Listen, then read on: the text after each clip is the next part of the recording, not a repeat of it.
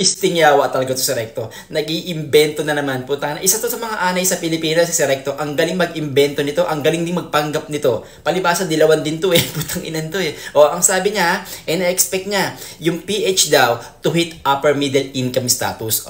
Diba? Ang sabi niya, parang sinasabi niya, majority ng mga Pilipino magiging upper middle income na. Mas malaki na ang kinikita. Saan niya nakita yon? Ano mga indicators niya? Putang ina, halos walang proyekto yung bangag na gobyerno nila.